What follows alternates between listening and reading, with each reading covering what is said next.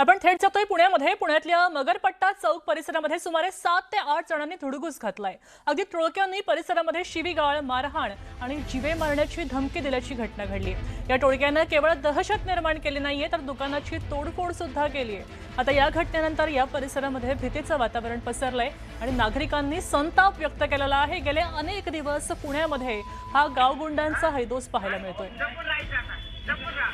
आपण पाहतोय की पुण्यामधलं हे दृश्य काही आजचं नवीन नाहीये. पुण्यामध्ये मगरपट्टामधलं हे आपण दृश्य पाहतोय. मात्र गेले अनेक महिने पुण्याचं बिहार होतंय का अशा चर्चा सुरू आहेत. तेव्हा पुण्यामधली गुन्हेगारी आणि पुण्यामधली गुंडगिरी कशी कमी करायची हा प्रश्न प्रशासनापुढे सध्या आहे. आपण हे दृश्य पाहतोय, हे दिवसा ढवळ्या काढलेलं आपण पाहतोय की दिवसा ढवळ्या एका दुकानाची तोडफोड केली आहे. हे टोळकं आहे आणि या आपण पाहतोय की 3 ते 4 तरुण या ठिकाणी आहेत आणि एकटा दुकानदार त्यांना तोंड देताना पाहायला मिळतोय. आपल्यासोबत अभिजित पुते आहेत, ते थेट पुण्यामधून आपल्यासोबत जोडले गेलेत. अधिक माहिती देत आहेत अभिजित.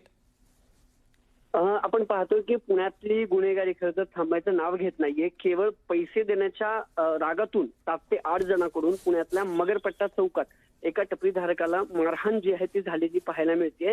गोंधळ या काही 7 ते 8 खरं तर टोळक्यांनी घातले आणि शिवीगाळ जी आहे त्यासह शिवीगाळ करत जीवे मारण्याची धमकी जी आहे ती या टपरी चालकाला दिलेली आहे. दुकानाची तोडफोड करण्यात आलेली आहे. परिसरात आता भीतीचं वातावरण आपल्याला पाहायला मिळतंय.